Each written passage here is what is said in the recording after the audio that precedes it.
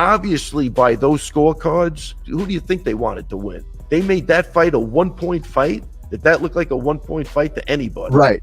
When Daniel Cormier and I first heard those 48-47s, we were absolutely shocked. But then when I thought about it a little bit, round 3, not a ton happened. And certainly in round 5, after your guy got hurt with a body shot, that was an OMalley round. So I had it 49-46. I had Merab up 4-0 going into round 5.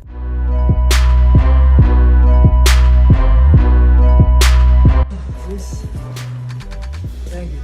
Oh, shit.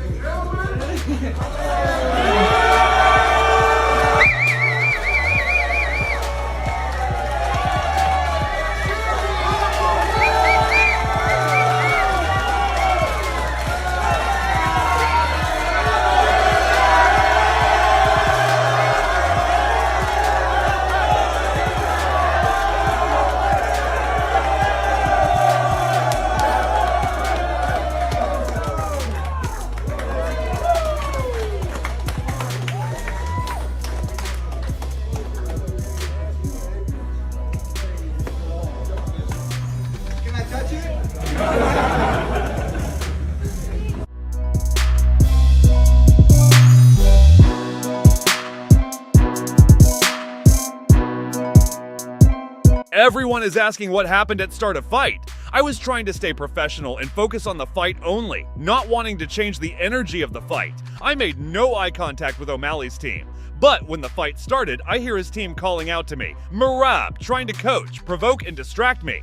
I yelled back at them, cut it out and coach your own guy. I remembered they pulled the same crap with Aljo. Not professional. This is the way they want their fighter to win. It's a shame how disrespectful they are and that they have zero sportsmanship. We knew Merab was going to be a problem. He's beat 3 former champions right in a row. Jose Aldo, Peter Yan, Henry Cejudo. And we knew he was going to be an issue. First round comes out, and what I said to Merab was, Merab, you need to be patient. And that's when he freaked out. He started bucking himself around. I was like, holy cow, I just said, Merab, be patient. He must have been anticipating that a little bit. But I really wasn't going out of my way to blah, blah, blah, blah, yell. But I did say that. And I guess there is an excessive coaching, but I told Herb Dean, I said, some of our call-outs have Merab's name in it. And he said, nope. So that ended, and but I was surprised how much he freaked out. Like, he let his emotions freaking get to him in there, but didn't do anything. Didn't matter one bit. Like I said, we knew how good that guy was. And he did a good job at hiding his shots.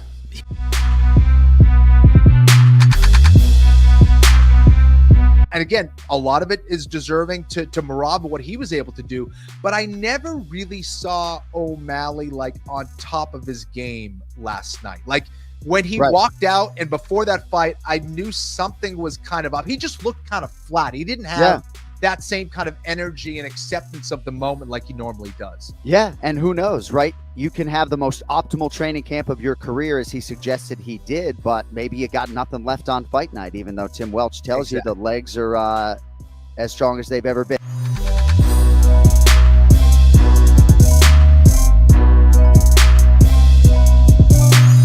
Sean never went through the ringer like we did to get to the title. Yeah, granted, he did get that victory. Aljamain Sterling.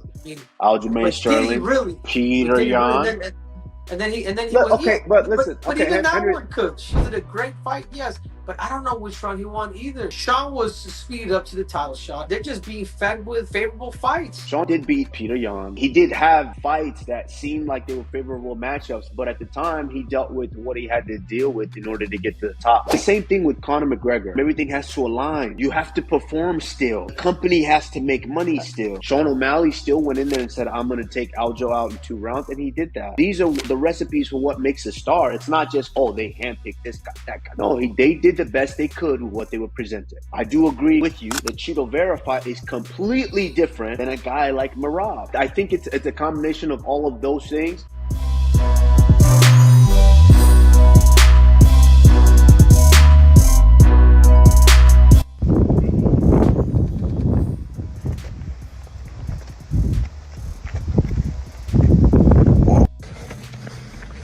Ruim demais, né, não? Corridinha, uma altitude todo el mundo ahí. Bora. Ai, meu Deus. Chama. Chama ou não chama? Vem não, filho. Vem não. Aqui tem. Vambora. Caramba. Vai.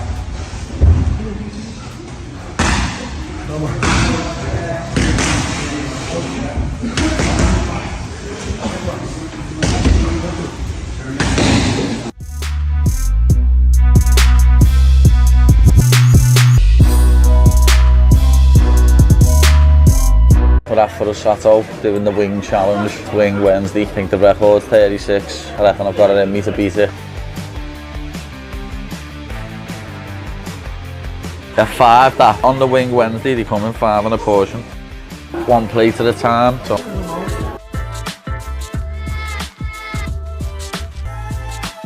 Yeah, next flavour. Next flavour, please. Amanita. 15 down. No, I'm not struggling. I can feel it now though. 25. Starting to get hard.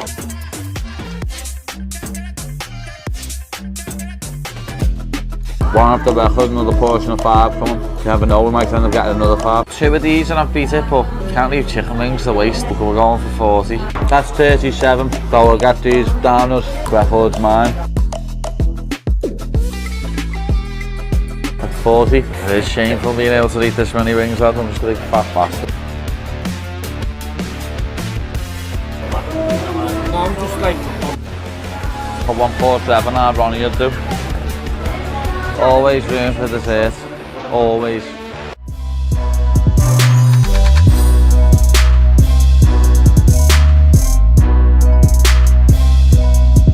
When we were backstage, I think was Lorenzo there. I think he was also at the slap fight. Yeah. And he was just like, oh yeah, Dana just called and said, I want to do this, and I was just like, okay, sounds whatever you want to do. If I called the Fertitas right now, I said, hey, I want to get in the business where we make these f***ing chains that hang off the lights. They're in. They're in. Yeah, they're in. It's awesome. Jesus Christ. So I called those guys to invest with me, and I said, listen, I fucking like the slap fighting. I think I want to do it. You in? Renz was like, we're in. When he says we, him and Frank are in, him and his brother. And so we invest a couple $1 million each. At the time, Ari, from WME, my partner now in UFC, he's not feeling it. So he could have came in for as much as he wanted. Ari comes in for 12%. Okay? So Ari's in for 12%. And so everybody kicks their money in. Let me put it to you this way. Ari has 12%.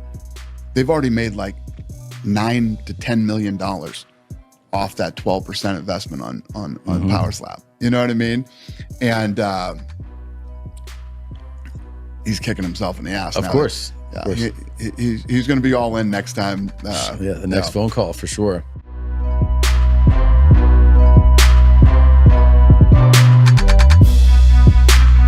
¿Alguna vez te has sentido tan invencible que has pensado que le ganarías a cualquier peleador de la UFC? Sí. Y el polígrafo dice que es mentira. Hay que comprobar el polígrafo de nuevo. No, pero ¿cómo que no? Yo siempre me he sentido invencible. Esto puede decir lo que quiera decir. ¿Alguna vez te has sentido tan invencible que has pensado que le ganarías a cualquier peleador de la UFC? Sí. Es mentira.